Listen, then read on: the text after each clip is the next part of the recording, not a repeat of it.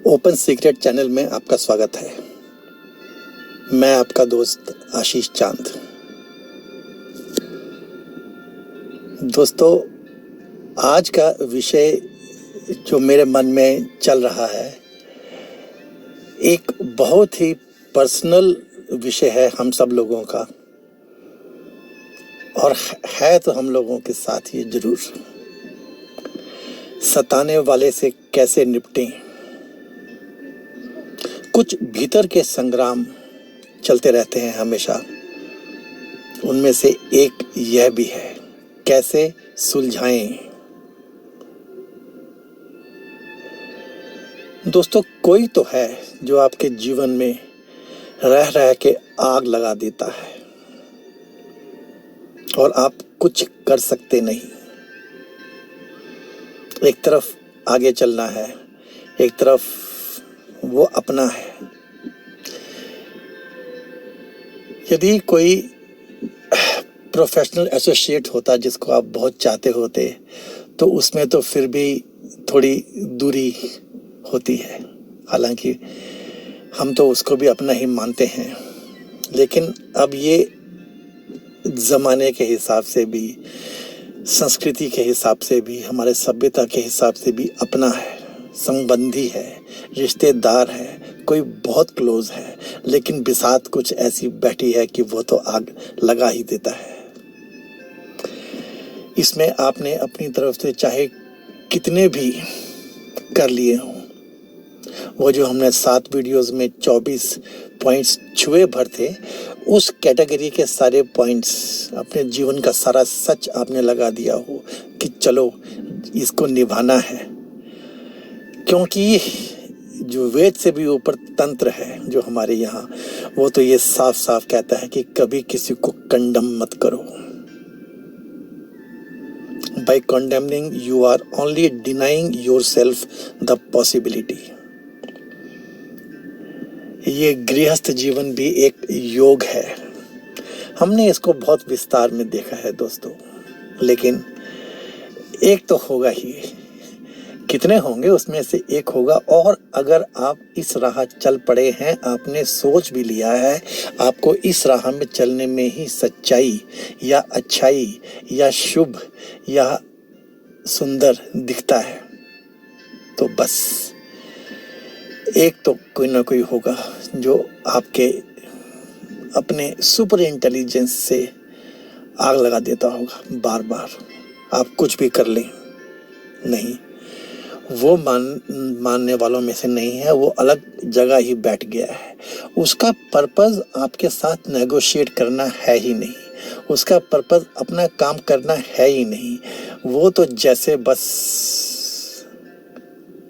खौर खा बैठा है और है अपना। तो आप क्या करें?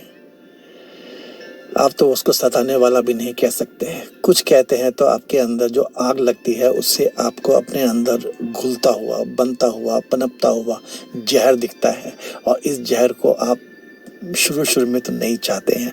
कोई छोर नहीं है इस बात का, कोई एंड नहीं है, लेकिन ये है, और यही भी एक समस्या है।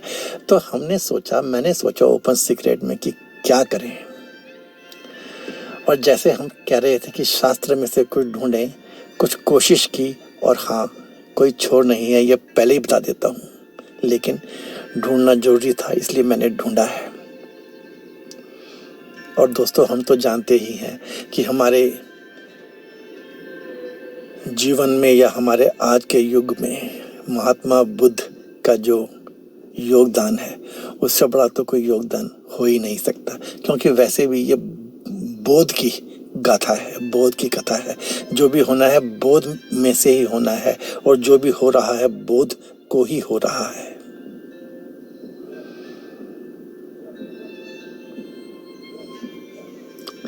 बहुत खोजने पे मिलता है कि एक कहानी मिलती है कि कोई गालियां दे रहा था तो बुद्ध ने क्या किया, और बताने वाले ने कहा कि आप इसको समझ लो, फिर आप जीवन भर आप इसमें से निकल जाओगे। सुनी मैंने वो कहानी। उसने बताया कि मैंने गालियां ली ही नहीं, चलो, बुद्ध के समय में ये बात हो गई होगी। फिर दोस्तों, अंगुलीमाल की कथा मैंने सुनी, आप सब जानते हैं। था एक अंगुलीमाल, थे हमारे देश में भी। बुद्ध तो गए, मिले उसको, और उससे बस कुछ लॉजिक बिठाया, यही कहा कि 4 पत्ते तोड़ लो, क्या इनको वापस जोड़ सकते हो? और वो समझ गया। था वो युग, यू नो। ये पुरानी कहानियाँ, पुरानी कथाएं हमें बहुत कुछ बताती हैं, लेकिन दोस्तों यह भी एक सच्चाई है कि ये हमारे अंदर घुसती नहीं है, ठीक से बैठती नहीं है। This do not enter our inside in any wholesome manner. बताने वाले भी बहुत ज्ञानी हैं, बहुत पहुँचे हुए हैं, बुद्ध पुरुष ही हैं, लेकिन कहानियाँ सुनने में बहुत अच्छी हैं, अंदर तक घुस जाती हैं, लेकिन बैठती नहीं है। हाँ, एक कहानी जो मैंने आपको सुनाई भी थी कि बुद्ध पे कोई थूक गया, तो बुद्ध ने बताया भाषा असक्षम है। तो वो कहानी थोड़ी बहुत बैठती है, लेकिन भाषा असक्षम है और कोई हमें सता रहा है अपना, इन दोनों का कोई तालमेल नहीं है। ऐसा आप नहीं मान सकते दोस्तों कि भाषा अक्षम है। तो चलो, निपटारा हो गया, निपट गए, नहीं निपटे। मैं सिर्फ प्रॉब्लम को डिफाइन कर रहा हूँ। मैंने पहले ये कहा था, ये बहुत ही पर्सनल सा विषय है और हमें ये विषय समझना है। ओपन सीक्रेट इन विषयों को लेके चलने की ज़रूरत करता है, हिम्मत करता है, यू नो। और आप लोगों का प्यार मुझे इन पे बात करने की साहस देता है। फिर हमने दोस्तों आदि शंकराचार्य के बारे में सुना। मैंने बताया था आपको, जब कुमारिल भट्ट, मंडन मिश्रा और मंडन मिश्रा की पत्नी से हुआ, शास्त्रार्थ हुआ, तो फिर उन्होंने अपनी बॉडी का ट्रांसफॉर्मेशन किया था एक स्थानीय राजा से। और फिर जब वो पूरी कहानी कि बस इधर सैनिकों ने उनके शरीर को ढूंढ लिया था, उनके भिक्षुक उसको बचाने की कोशिश क्या करते, लेकिन आदि शंकराचार्य अपने शरीर में वापस आ गए और सैनिकों ने उन्हें छोड़ दिया। तब मैंने ये भी कहा था, आज का समय होता तो मार ही दिए जाते। फिर ये भी बात है कि ये सब कथाएं भारत की हैं। भारत देश है तो कुछ अलग ही। पश्चिम में क्या होता है, जीसस जी के साथ क्या हुआ था, सोक्रेटिस के साथ क्या हुआ था। और तब मैंने आपसे ये भी बीच में कह दिया है कि examples are not the solution. हमारे देश में एग्जाम्पल ढूंढने से कुछ भी नहीं होगा। ये है व्यथाएं, ये है और कारण कि सताने वाले से कैसे निपटें, और सॉल्यूशन कहीं नहीं है। दोस्तों, ओपन सीक्रेट का पॉइंट ये है कि तब मानव को तलाश थी समकालीन दुखों से निवृत्त होने की, और आज भी मानव की यही तलाश है, और हमको जवाब शास्त्र में से खोजना है, यू नो। शास्त्र में से ही ढूंढना है हमको जवाब। तब मानव का मन बहुत सरल था। जीसस ने मछुआरे के कंधे पे हाथ रखा और वो चल पड़ा। आप सोचिए,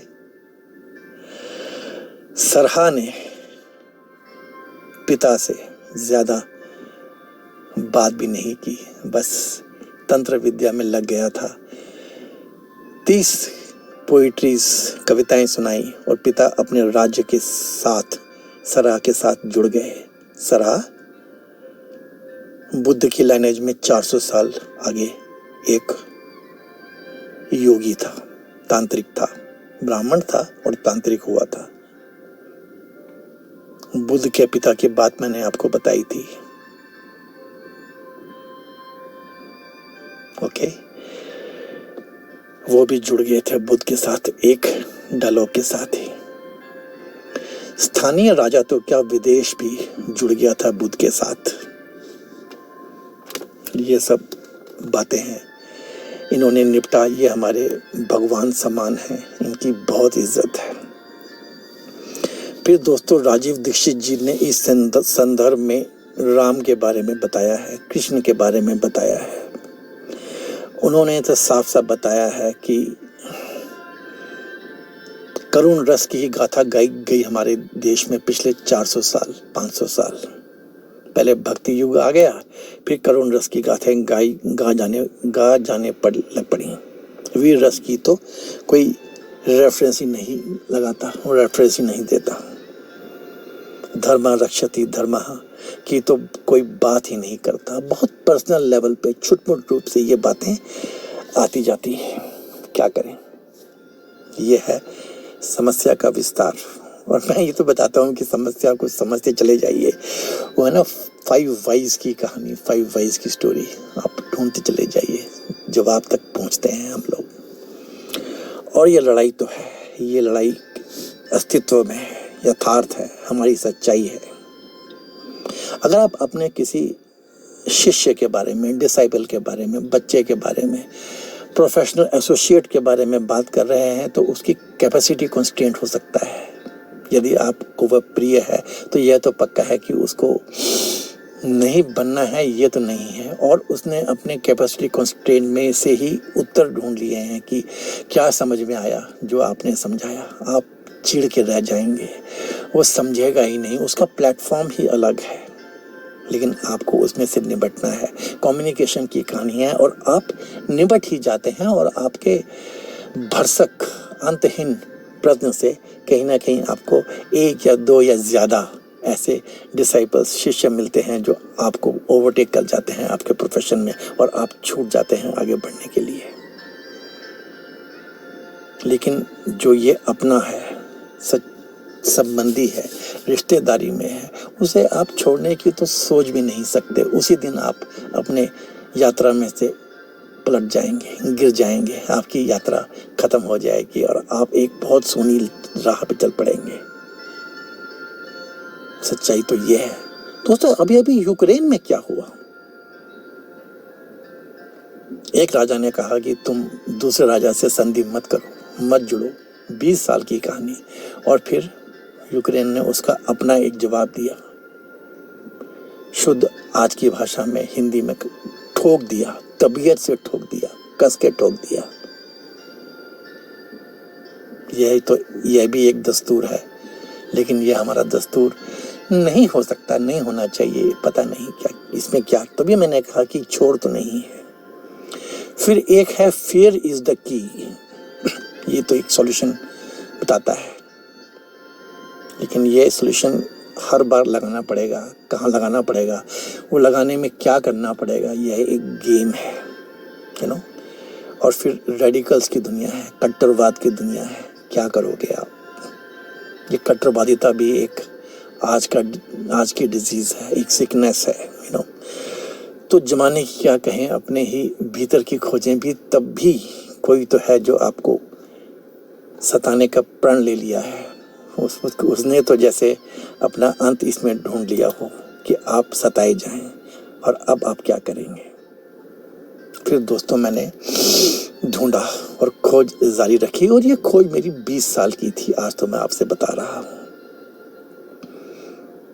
दोस्तों आप एस.एन. गोयनका के बारे में जानते होंगे। वो भारत में विदेश से बुद्ध की जो टीचिंग थी, विपश्यना उसे लेके आए हैं। और आज तो यू नो, तो इन एस.एन. गोयनका जी के यहाँ विलियम हार्ट नाम का एक फॉरेनर आया था जो बुद्ध की टीचिंग से बहुत प्रभावित हुआ। फिर उसने इसके बारे में भी खोजा और कुछ लिखा जो मुझे मिला।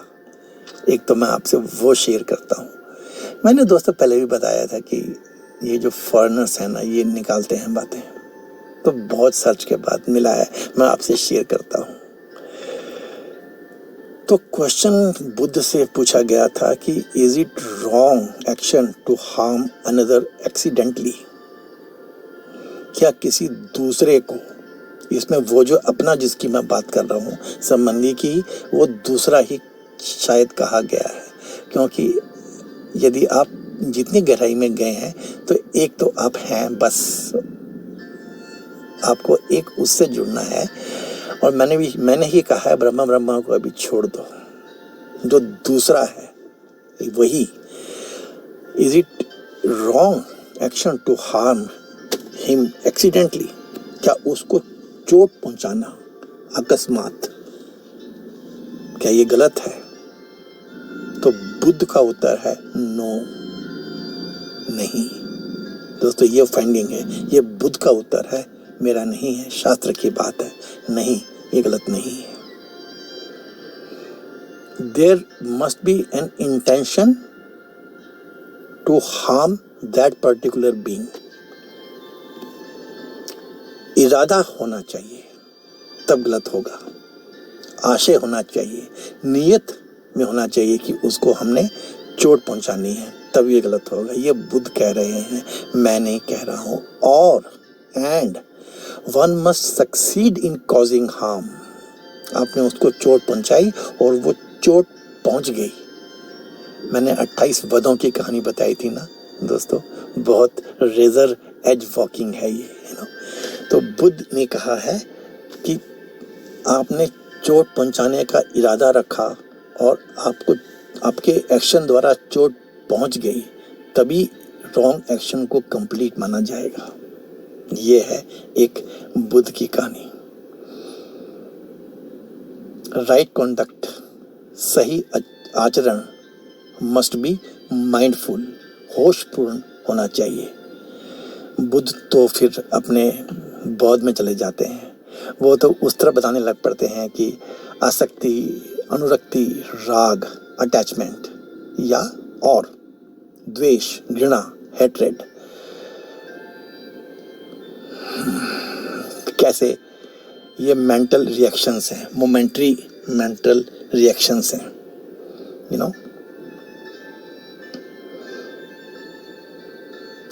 ये लाइकिंग और डिसलाइकिंग के मेंटल रिएक्शंस हैं।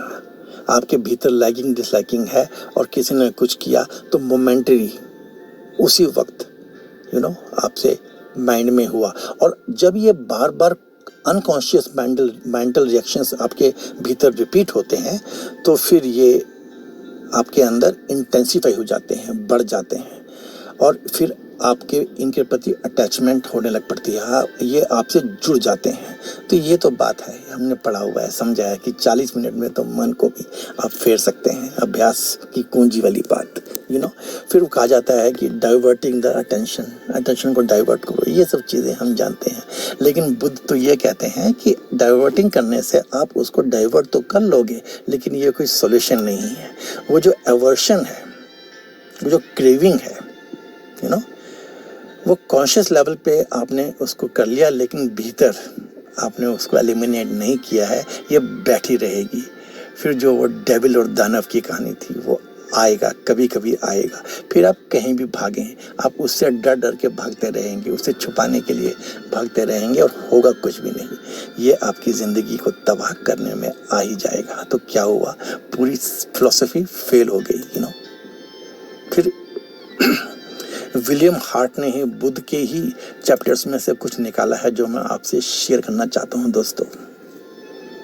क्या कहते हैं वो, many times in life strong action, कड़ी कार्रवाई जरूरी होती है बहुत बार। एक एग्जाम्पल देते हैं कि we may have tried to explain in polite, mild, सौम्य व सभ्य भाषा में, और जो दूसरा है वो मिस्टेक करता ही जा रहा है, और वो आपकी एडवाइस को इग्नोर कर रहा है या वो समझ नहीं पा रहा है, तो आपको फर्म वर्ड्स, फर्म एक्शंस लेने चाहिए। Therefore one takes whatever firm action is required। जो भी फर्म एक्शन रिक्वायर्ड है वो आप ले सकते हो, ले लेते हो। फिर भी वही बात, before acting however we must examine ourselves to see whether the mind is balanced। वही माइंड बैलेंस्ड, मन बैलेंस्ड होना चाहिए, और हम जो एक्शन ले रहे हैं वो सिर्फ लव और कंपैशन में ले रहे हैं for the person who is misbehaving. If so the action will be helpful. Buddha तो कहते हैं अगर आप ऐसे रहोगे तो आपका एक्शन हेल्पफुल होगा, नहीं तो it will not help anyone, कुछ भी फायदा नहीं होगा। If we act from love and compassion we can not go wrong. दोस्तों यहाँ तो फिर हम फंस गए ना, वैसे ही फंस गए, क्योंकि मैं तो हमेशा यही कहता हूँ कि अब हम उतने सिंपल नहीं रहे हैं। मैं तो यही कहता हूँ कि तब मन बहुत सरल था, अब मन हमारा बहुत ज़्यादा इवॉल्व हो चुका है, बहुत ज़्यादा कॉम्प्लेक्स हो चुका है। आज की लड़ाई तो हमें खुद लड़नी है, ढूंढनी है। लेकिन चलो रेफरेंसेस ले लेते हैं शास्त्र में से, जो मुझे मिली है मैं आपके साथ में शेयर कर रहा हूँ, आप भी अपनी ढूंढ लीजिएगा और ये लड़ाई भी संग संग चलती रहेगी। फिर दोस्तों मैंने और ढूंढा तो मुझे एक मिले नान हुआई चिन। दोस्तों ये भी एक बहुत बड़े ज्ञानी शायद अभी भी हैं। ये इन्होंने भगवान बुद्ध पे बहुत रिसर्च की है, बहुत अपना पूरा जीवन लगाया है, और ये ज़ेन के मास्टर हैं। जो बुद्ध की सभ्यता जब ये जापान पहुंची तो ज़ेन कहलाई थी, हमको सबको मालूम है। तो ये बुद्ध की सभ्यता की, बुद्ध के विचारधारा की जो भीतर का ज्ञान है उसके मास्टर हैं। ताओइज्म के मास्टर हैं, चीन की जो सभ्यता है वहाँ के धर्म है। कॉन्फ्यूशियनिज्म के मास्टर हैं। इन सब स्कूल्स के ये मास्टर हैं और इन्होंने अपना पूरा जीवन स्टडी में लगाया है। नान हुआई चिन, इनको भी मैंने जाना पढ़ा और इनमें से भी मुझे कुछ चीज़ें अपने आसपास की मिली हैं जो बहुत ही पास की हैं और बहुत ही सुंदर हैं, जो मैं आपसे बता देना चाहता हूँ।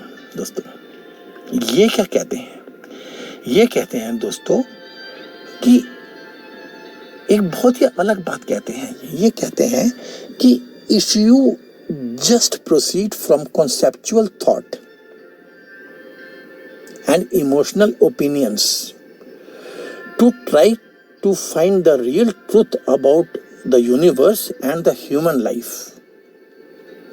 अब आप खोज में लग गए हैं। मैंने कहा ना, वो खोज वाली बात। That is same as turning your back on the path and running in the other direction. ये इन्होंने क्या बात कही दोस्तों। यदि आप मूल सिद्धांत मतलब ज्ञान का चरम कुछ भी आप बेस तक पहुंच जाए, या और भावनात्मक सम्मिति इमोशनल ओपिनियन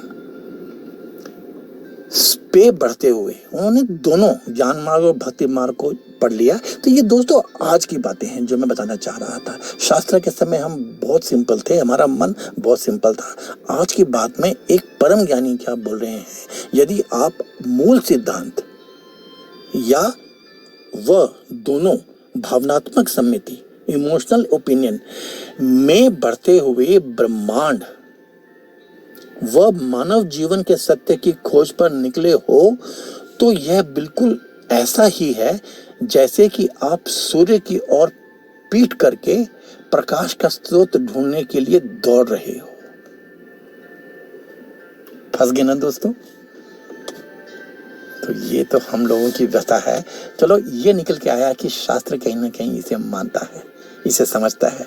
इसके बारे में चाहे बात ना करता हो ज्यादा, मुझे नहीं पता, आप ढूंढ लोगे। मैं तो जो भी बताता हूँ I always say I only can give leads, जहाँ तक मैंने समझा। और मैंने क्या समझा दोस्तों, 12-15 साल लगाए हैं थोड़े से बस, लेकिन मन से लगाए हैं। और हमको ये चीज़ हिंदुस्तानियों को, भारतीयों को भूलती ही नहीं है कि Tantra says never condemn anything, by condemning you are only denying yourself the possibility. ये है चक्कर। और ये जो है दोस्तों नान हुआई चिन, ये कहते हैं the path really is so wondrous that it is inconceivable. यह मार्ग जो है भावनात्मक सम्मिति या मूल सिद्धांत ज्ञान मार्ग या भक्ति मार्ग से बढ़ते हुए ब्रह्मांड को या किसी मानव का सत्य खोजने वाला मार्ग, ये इतना चमत्कारिक है, ये मार्ग इतना चमत्कारिक है कि बस समझ के बाहर का है ये, इनकॉन्सीवेबल है। वही बात, मिलन, मन हट जाता है, ज्ञानेंद्रियां बंद हो जाती हैं। एनलाइटनमेंट के समय वही बात, नानक जी या कोई भी हमारे रामकृष्ण जी, जिनको मैंने अपना प्रोफेशनल गुरु माना है, मैंने आपसे बताया है क्यों बार बार, तो ये उसी की बात है कि ये रास्ता इतना वंडरस है कि ये लगता है कि बिल्कुल इनकॉन्सीवेबल है। ये नहीं कहते लगता है, ये तो कहते हैं द पाथ रियली इज, ये कहते हैं रियली, बस सच्चाई में, it is so wondrous that it is inconceivable. Saying that the path is so wondrous that it is inconceivable just points out that the methodological error ordinary people mistake. Ordinary people make. ये देखिए अब इन्होंने क्या बड़ी बात कह दी। ये कहते हैं कि ये कह देना कि यह मार्ग चमत्कारिक है, बस केवल इस ओर इशारा करता है कि सामान्य जन प्रणालीगत त्रुटि कर जाते हैं। कुछ मैथोडिकल एरर है इसमें, कुछ मैथोडिकल मिस्टेक है। मतलब ज्ञान मार्ग की जो ये समाधि, तो मैं नहीं कह सकता, मेरी हिम्मत नहीं है, लेकिन आज का ज्ञान जो है उसके हिसाब से कहते हैं, कलयुग बोल लो उसको, ऐसे अपने आप को कंसोल करने के लिए। लेकिन आज का जो ज्ञान मार्ग है या भक्ति मार्ग है, इसमें हम इतने इवॉल्व हो चुके हैं, हमारा मन इतना इवॉल्व हो चुका है कि इसको वंडरस मान के, समझ से बाहर का मान के, हम एक मेथोडोलॉजिकल एरर, प्रणालीगत त्रुटि कर जाते हैं। ये है हमारी एक और समस्या। तो दोस्तों, ये तो मैंने बस शास्त्र में जो खोजा है आपके साथ में शेयर किया है। मेरे ख्याल में आप लोग मेरे से ज़्यादा ज्ञानी हैं, ज़्यादा पहुँचे हुए हैं, कुछ खोजेंगे, कुछ निकालेंगे, और हमारे भारत के प्रोफेशनल्स का फ़ायदा होगा, ज़रूर होगा। Before acting however we must examine ourselves to see whether the mind is balanced आज के हिसाब से, and whether we have only love and compassion for the person who is consistently misbehaving। कोई बचने का मार्ग नहीं है, यही रास्ता है दोस्तों। मूल सिद्धांत या इमोशनल ओपिनियन से सत्य की खोज ऐसा ही है जैसे आप सूरज की तरफ पीट करके प्रकाश का स्रोत खोजने के लिए दौड़ रहे हो। इस चीज को कभी भूलना मत। तो दोस्तों, चलना दिल, दिमाग, इतिहास व आज में समन्वय बिठा के ही पड़ेगा। बस मुझे तो इतना सा समझ में आता है। कुछ थी बात इसमें, कुछ है इसमें बात। मेरा तो ये मानना है कि मैं आपको कुछ समझा पाया हूँगा। ये भीतर का संग्राम है। यह भी एक है कि सताने वाले से कैसे निपटें, कैसे सुलझाएं। ये भीतर का संग्राम है। मन में आया था तो आपके साथ में शेयर किया। और भी भीतर के संग्राम है, और भी निकलेंगे, और भी आपसे शेयर करूँगा। Thank you friends. Please content अच्छे लगे तो लाइक कर देना, शेयर कर देना दोस्तों। आपके ज़रिए ही हमें और व्यूअरशिप मिलेगी, और तो मैं कुछ जानता नहीं, और तो कोई रास्ता मुझे मालूम नहीं है। आपको लगता है कि हम कुछ बढ़िया काम कर रहे हैं तो व्यूअरशिप बढ़ाना भी आपका एक काम है। 1 2 3 लोगों को भी आप जोड़ेंगे तो आपका भी भला होगा और ओपन सीक्रेट का भी भला होगा। थैंक यू फ्रेंड्स, धन्यवाद।